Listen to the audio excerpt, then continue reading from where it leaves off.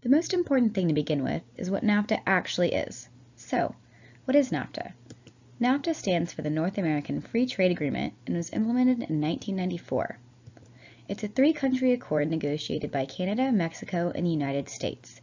The deal eliminated most tariffs on products traded among the three countries, and it sought to protect intellectual property, establish dispute resolution mechanisms, and, through side agreements, implement labor and environmental safeguards. When negotiations for NAFTA began, the initial goal for all three countries was the integration of Mexico with the highly developed high-wage economies of the United States and Canada.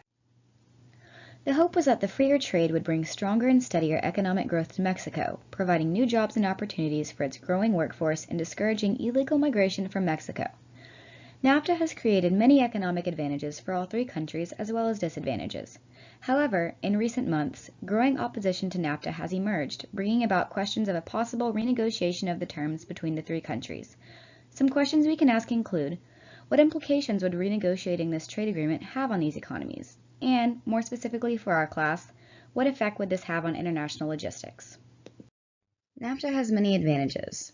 Some of these advantages include increased trade between all countries as a result of no taxes on imports and exports, lowered prices of goods and services, increased economic output, job creation, increased foreign investment, and reduced government spending. However, with these advantages also come many disadvantages.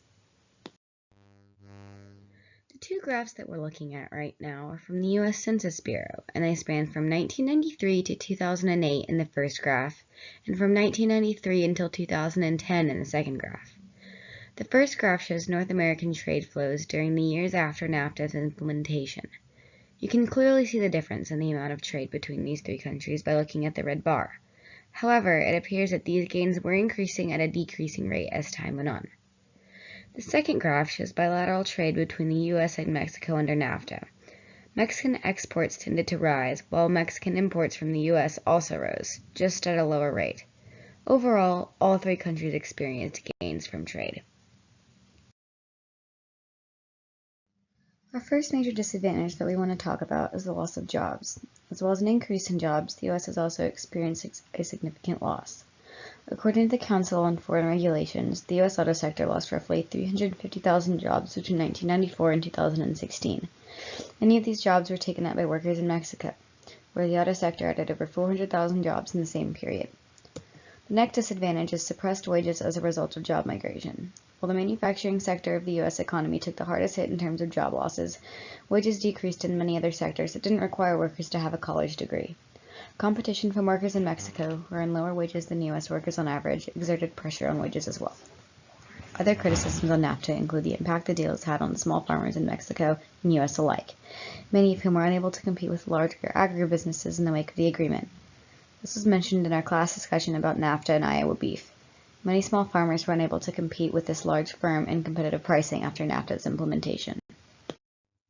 A major speaking point that the United States President Donald Trump made in the most recent presidential election was his opposition to NAFTA. He's vowed to either renegotiate it or break it. But why such strong opposition? Generally, all parties in NAFTA could benefit from some type of restructuring. To start off, many of the jobs that would have ended up in Mexico have gone to China, a reason why Mexico hasn't experienced a significant economic boom as a result of NAFTA, a boom that would potentially halt the flow of illegal migrants seeking better opportunities in the U.S.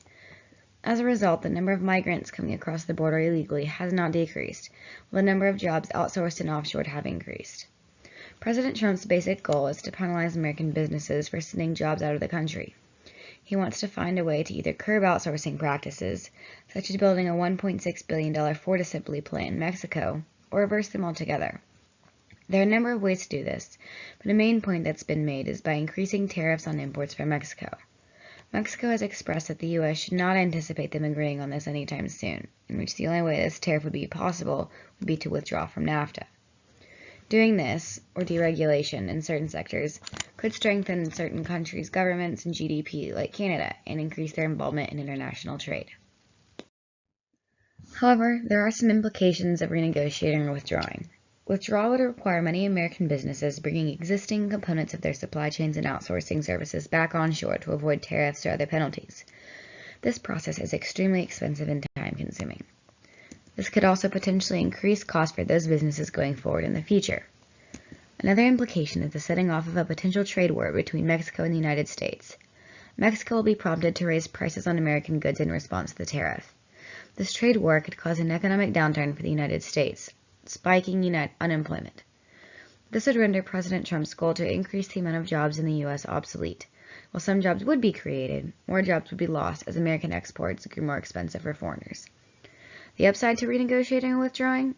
President Trump's promise to put Americans first has gained the support of millions of Americans who are aware that NAFTA has caused job losses in the U.S. Only time will tell what will happen. Specifically for our class, renegotiating of NAFTA would have a significant impact on international logistics. Take this 35% tariff. Tariffs will provide all the funding necessary to improve infrastructure, and all transportation modes would benefit, especially the trucking industry, as it means subsequent improvements for highways, bridges, and junctions. When deciding whether to source or service goods in-house or out of the country, American companies will now have to consider a number of fees not currently included in NAFTA, such as customs charges, which creates obstacles to the movement of finished goods across borders. The possibility of manufacturing and assembly of products in the United States could potentially increase more jobs. Since these products would now be made in the United States, these companies might see a decrease in lead times and when shipping goods across the country, since the international element has been removed. On the other hand, American companies may also look for opportunities in other countries where they could still benefit from lower wages. Withdrawing would also have a very big significance. It would cause a spike in product prices, primarily automobiles, which are commonly made in factories in Mexico. Restrictions in trade would cause higher costs to producers and lower returns for investors. It would also create a loss of jobs. American exports would grow more expensive for foreigners. Fewer choices for consumers would now be available with less competitive U.S. industries. There would be higher tariffs on imports, specifically from Mexico because of the import taxes. Potential trade war if Mexico were to raise tariffs on American goods in response is also possible. Domestic demand of foreign goods would drop as they became more expensive and harm American retailers that stock with imported goods. NAFTA has its pros and also has its cons. Only time will tell what will happen in the future.